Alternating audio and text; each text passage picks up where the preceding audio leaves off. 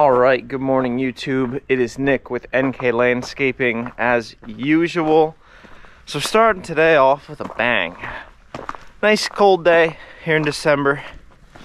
And we're trying to get the BX over here ready to go for a job. It won't start. Now, this machine is 2006, sorry, we got it in 2008. And let's say for the past 4 years we've been having issues with, this is the PTO engaged lever. There's a safety switch and you kind of have to wiggle this thing to get the safety switch to engage for the machine to start. Well, today it's cold, it's frozen, and I had to do my normal shake this thing around and it still wouldn't start. Realized the safety button was not even getting pressed in, it was frozen. So I got it to press in, still no start. So what are we gonna do? Well, luckily this thing's a mechanical diesel engine, so as long as we can keep that stop solenoid from killing the motor, that's the only thing that the safeties would shut down, and we can engage the starter, this thing will start. And then we do have a new stop switch, so maybe we'll get that installed. So let's see what that takes. So basically, you can't really get to the starter, it's below the exhaust manifold. Can't get to that without taking off this hood panel. It's not super hard. 4 bolts to take off the hood, plus the light clips for the headlights, and then this is just 2 bolts. So I'm gonna get that off of here so we can access the starter, because I'll show you, I got nothing. So we have our remote start switch here, but as you can see, not enough juice. So Kurt's gonna go get the jump pack. We're gonna get this thing running, and we're gonna get it down to the garage and see if we can get this all sorted out here. Alright, so Kurt's running the glow plugs because it won't start without that in this temperature. Give that like 15 seconds of glow plug and then I'll hit the starter. The stop solenoid is in the run position, so we should be good. Alright, hold those glow plugs. You ready? Yep. There she goes. You can't kill a Kubota. Alright. I got the backhoe dropped. We don't need that for today's job if we ever get there. Gonna make our way down to the garage, get some heat on this thing, try to get it repaired. The parking brake is frozen. I had to yank on that with a decent amount of might. Even the hydrostatic pedal is frozen. It's just one of those reasons I've always wanted a building. Keeping this stuff outside does no favors to it. And then having a cab, you know, if you have a cab, you can leave stuff outside. I still prefer it inside, but let's get this down there and get it into the heat. Get me into the heat. Alright, so we're back down in the garage here. I've explained in previous videos, I don't have a climate controlled garage. I got my big kerosene heater over there. I'm always going to tell people, if you run one of these, make sure you have a carbon monoxide detector. I have one up there. You don't want to pass out and asphyxiate yourself, so whenever we're running that, we're always monitoring that. Let's get this thing warmed up now that we got some real tools. We're probably going to end up either jumping that stop signal sensor, or we actually have a new one, so we may replace it. Let's get all that done. We're gonna get the battery on charge. Let's get it done.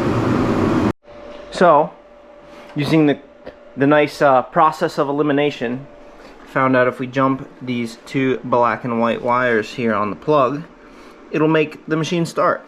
So what happened here, Kurt bought a new sensor. I don't know where it went. I put it away. He put it away.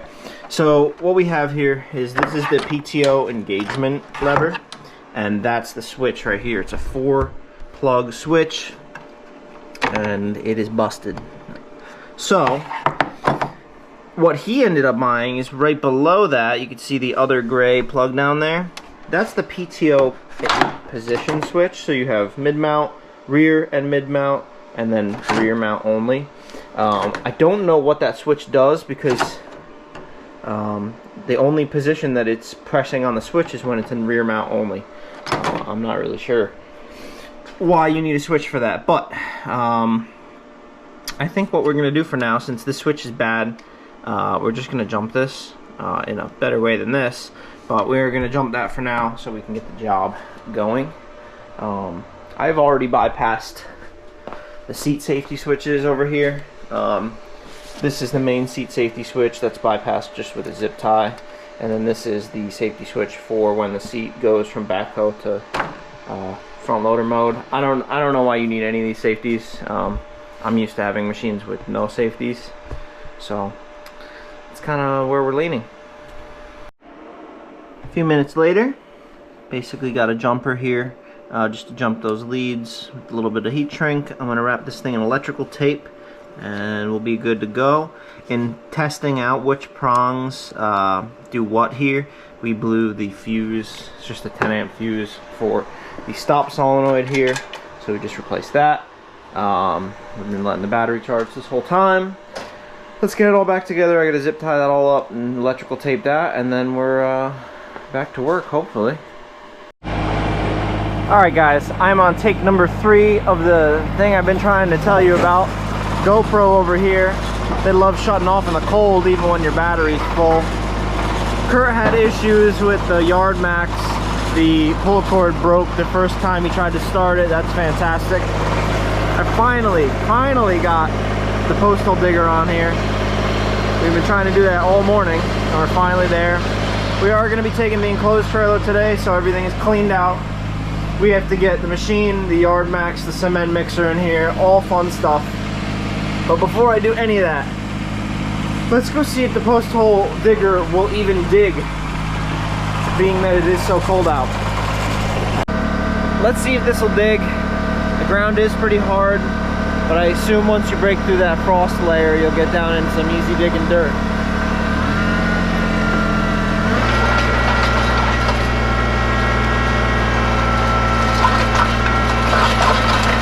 It will dig.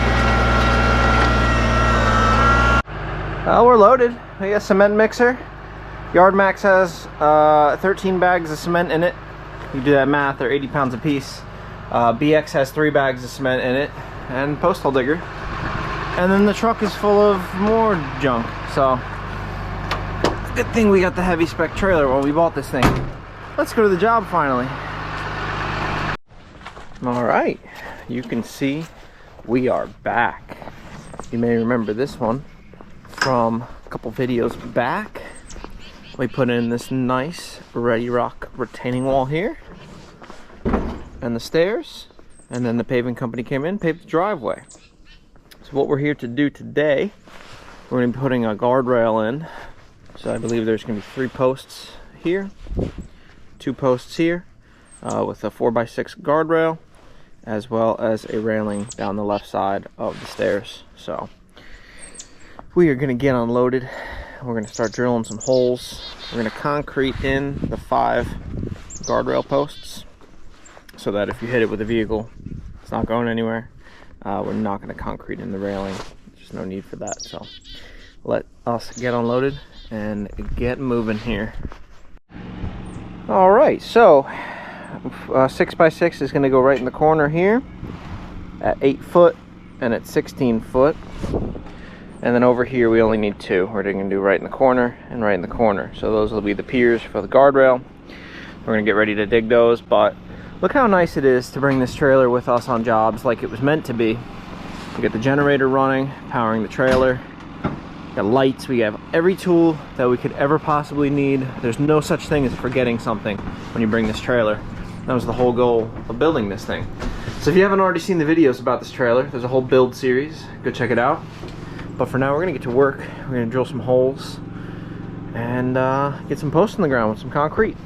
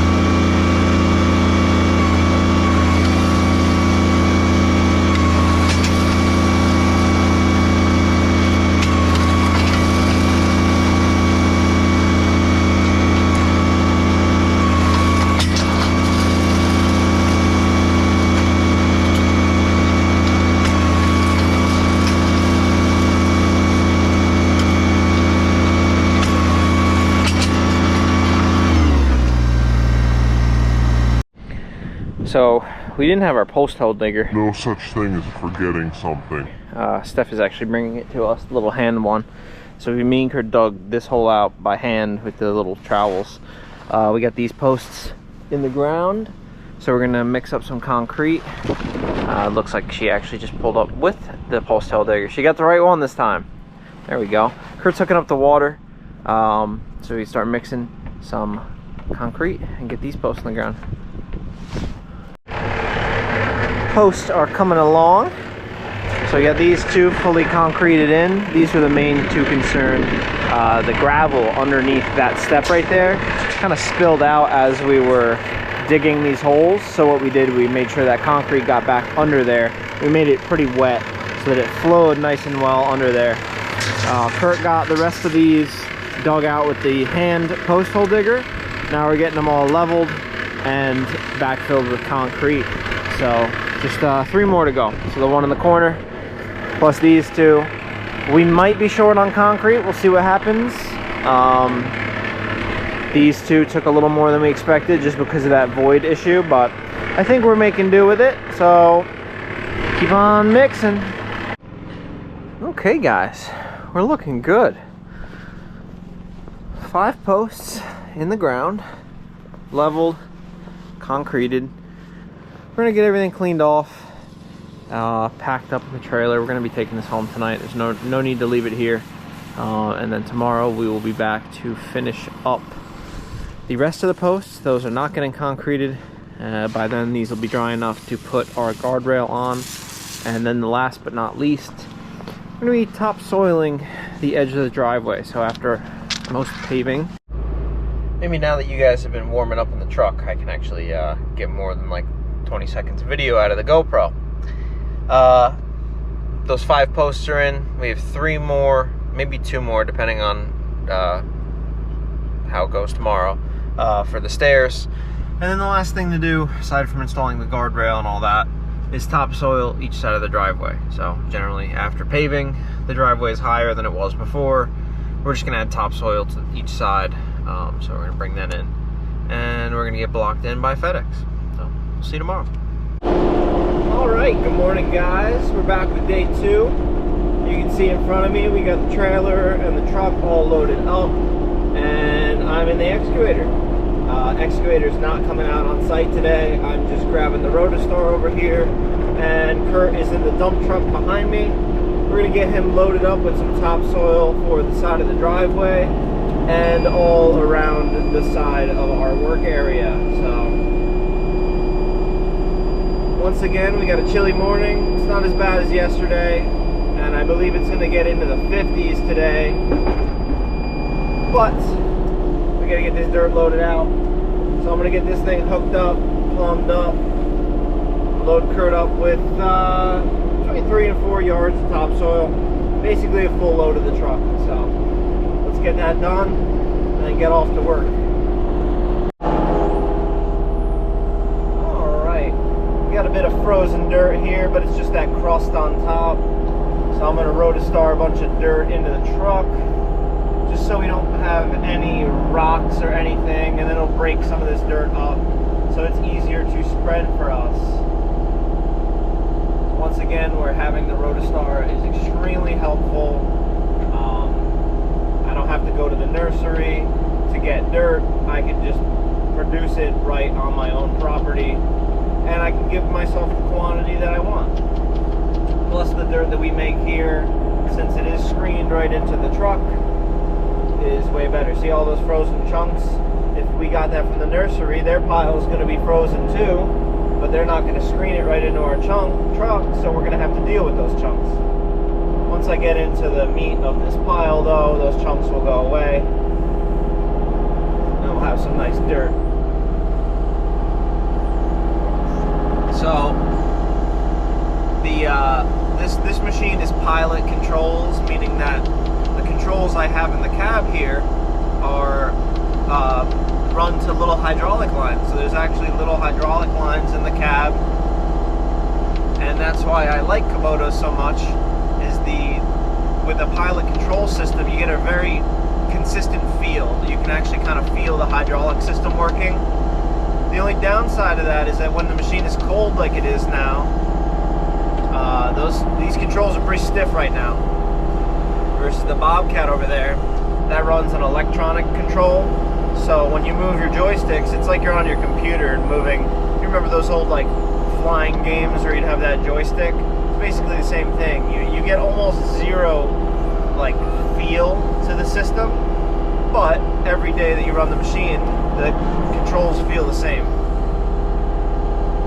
But once this machine warms up here and a few scoops, and I'm not talking about the coolant, the engine is warm, it's the hydraulic system that's still cold. Once that warms up, we'll be feeling just like it's supposed to.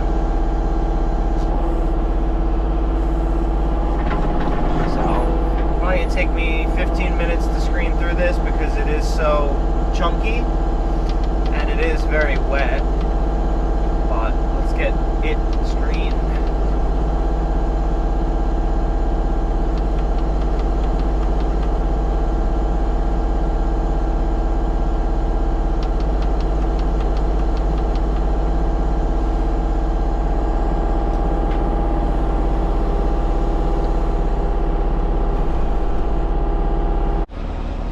Pretty good size load.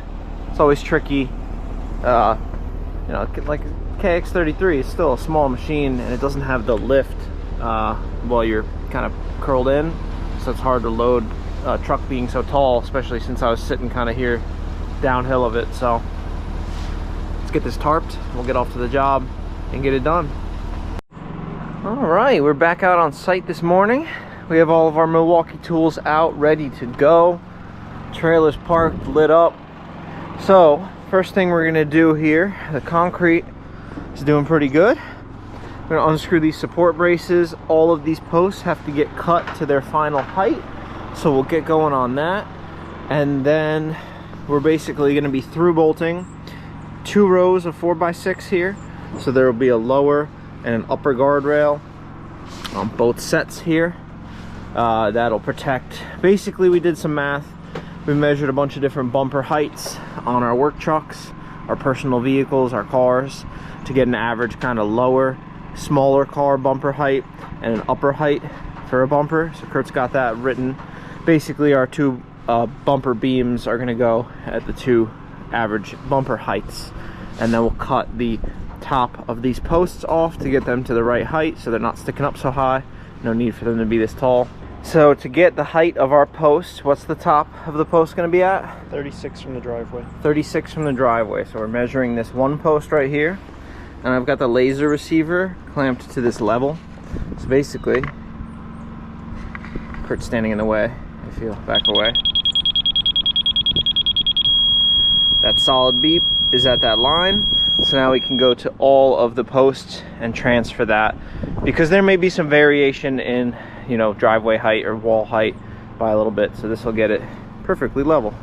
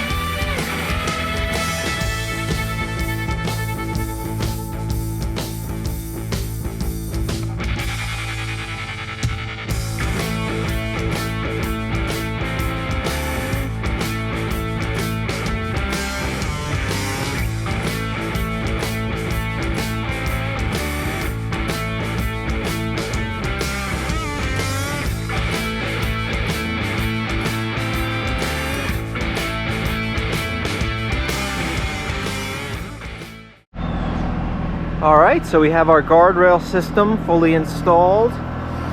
So basically we have a 6x6 post in the ground, concreted in place, and then 2 4x6 rails bolted to the posts with 1/2-inch carriage bolts. So that should stop a car from going over the edge. Now, you know, I doubt if you hit that at a high rate of speed, you're gonna get stopped, but it's more for, you know, don't bump into that, or if someone leaves their car in neutral or something, it's not gonna go rolling off the edge here. So, next thing on the docket, what we're gonna do is put 2 posts. I know we have 3. We're gonna end up using this 6x6 as one of the posts instead of trying to put another 4x4 in there. Just because we have the concrete, it's not gonna work out, and this is more than enough post. So 2 posts have to get augered into the ground, 4 4x4s, so we can put a railing in here.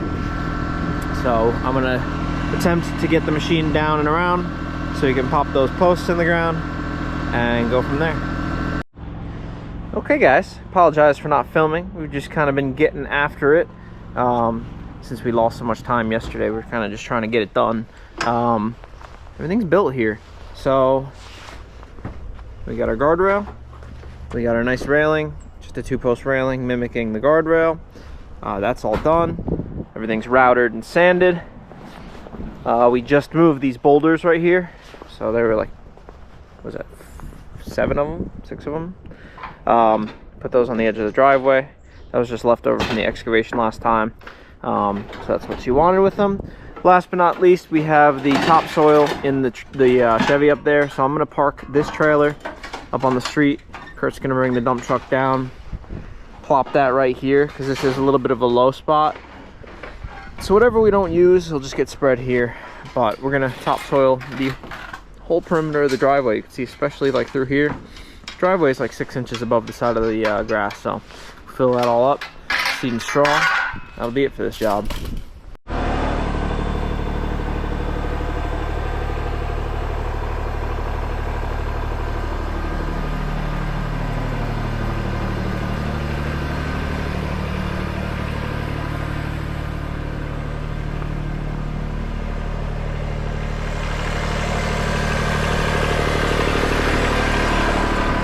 That'll do it.